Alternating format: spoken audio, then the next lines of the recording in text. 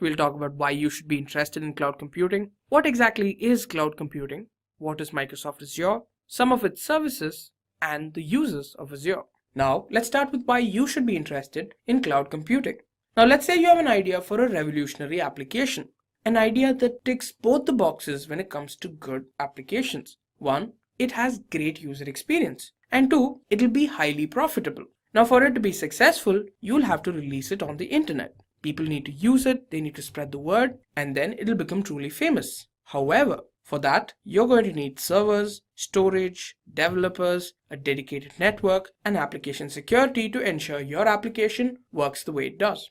Now, these are a lot of components, and that's where the problem lies. There are two major disadvantages to this approach. The initial setup is very expensive and risky, which means this requires a huge amount of capital upfront to ensure that it works properly. And the downside is, if your application does not become famous or it doesn't return as much as you expect it to, you're probably not going to get the money back, which means it provides a huge amount of risk.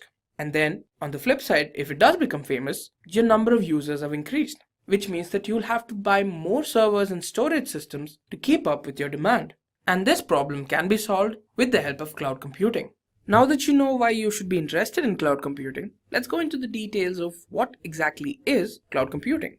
Now, cloud computing is basically a platform that gives you access to a number of computing resources. And this is possible with the help of the internet. Now, as a user, all you need to do is go to a cloud service provider through your laptop or your computer, through the internet, of course, connect to that cloud service provider, and then there you go. You have access to computing resources. Now, computing resources may include, serverless computing, virtual machines, storage, and so much more. Now, let's dig a little deeper. Now, basically, these cloud service providers actually have massive data centers. Now, in these data centers, what you have are hundreds of servers. Also included are storage systems and mainly several organizations' critical components. So these are very secure, safe locations where a large amount of data is stored, hence the name data centers. Now, it is to these data centers that users actually connect to collect their data or use it. So actually, users can access any service based on their requirement. Now, like I told you, there's a number of services the user can use. For example, now if you want a notification every time someone sends you a message, or perhaps once you get an email, you need a copy of it created. Now, for all of this, there are services. And most importantly, almost every cloud service provider has this option where users only pay for the service that they use. So there's no charge upfront where they tell you that you need to pay X amount of money so that you can use our services. You're only paying for the amount of time that you're using these services. Now, cloud computing is used for a wide variety of reasons. Firstly, there's machine learning and data analysis. Now, basically, there are services that analyze your data and tell you how you can work with this data better. Then there's data storage and backup, streaming media content. For example, did you know that the shows that you watch on Netflix, actually all of them are in the cloud. So you're connected to the internet and you browse through Netflix and you get access to the videos. These are possible with the help of cloud service providers. There's creating and testing applications, automating software delivery, which is a component in DevOps, and hosting blogs and applications. So now, what is Azure? What's the big cloud service provider all about? So Azure is a cloud computing platform provided by Microsoft. Now, it's basically an online portal through which you can access and manage resources and services. Now, resources and services are nothing but, you can store your data and you can transform the data using services that Microsoft provides. Again, all you need is the internet and being able to connect to the Azure portal. Then you get access to all of their resources and their services. In case you want to know more about how it's different from its rival, which is AWS, I suggest you click on the top right corner and watch the AWS versus Azure video so that you can clearly tell how both these cloud service providers are different from each other. Now, here are some things that you need to know about Azure. It was launched on February 1st, 2010, which is significantly later than when AWS was launched. It's free to start and has a pay-per-use model, which means, like I said before, you need to pay for the services you use through Azure. And one of their most important selling points is that 80% of Fortune 500 companies use Azure services, which means that most of the bigger companies of the world actually recommend using Azure. And then Azure supports a wide variety of programming languages, the C#, Node.js, Java, and so much more. Another very important selling point of Azure is the amount of data centers it has across the world. Now, it's important for a cloud service provider to have many data centers around the world because it means that they can provide their services to a wider audience. Now, Azure has 42, which is more than any cloud service provider has at the moment. It expects to have 12 more in a period of time, which brings its total number of regions it covers to 54. Now let's talk about Azure services. Now, Azure services have 18 categories and more than 200 services, so we clearly can't go through all of them.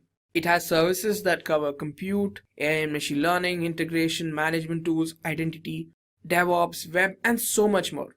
You're going to have a hard time trying to find a domain that Azure doesn't cover.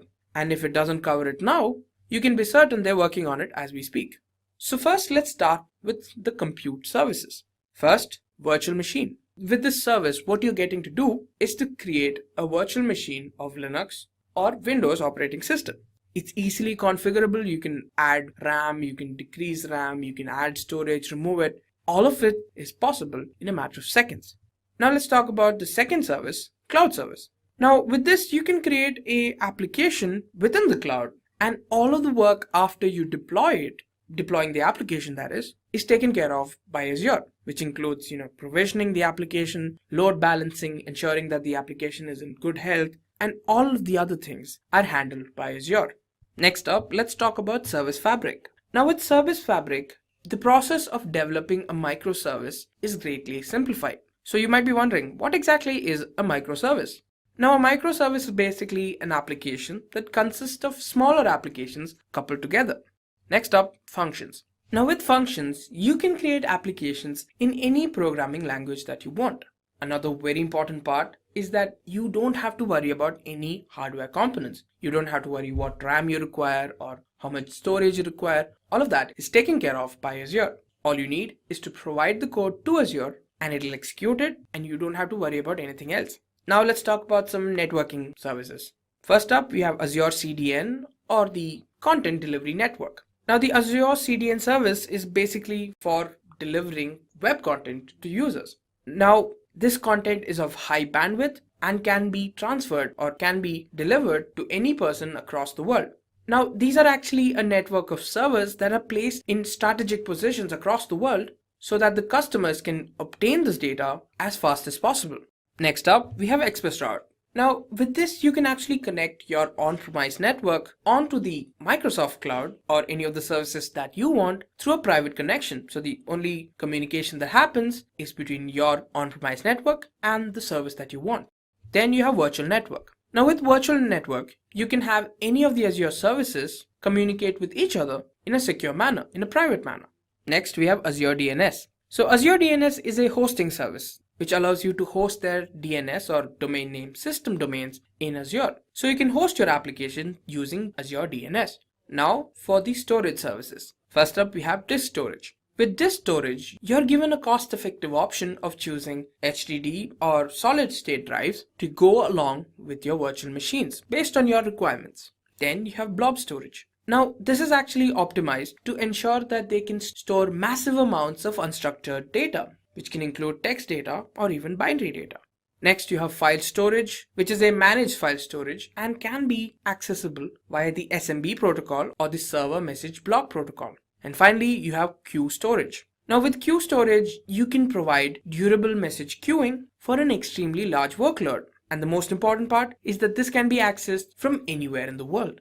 Now, let's talk about how Azure can be used. Firstly, for application development. It could be any application, mostly web applications. Then you can test the application, see how well it works. You can host the application on the internet. You can create virtual machines like I mentioned before. With the service, you can create these virtual machines of any size or RAM that you want. You can integrate and sync features. You can collect and store matrices. For example, how the data works, how the current data is, how you can improve upon it. All of that is possible with these services. And you have virtual hard drives, which is an extension of the virtual machines where these services are able to provide you a large amount of storage where data can be stored. Now let's have a look at what we've learned so far. In this video, we spoke about why you should be interested in cloud computing, what exactly is cloud computing, what is Azure, some of the services that Azure provides,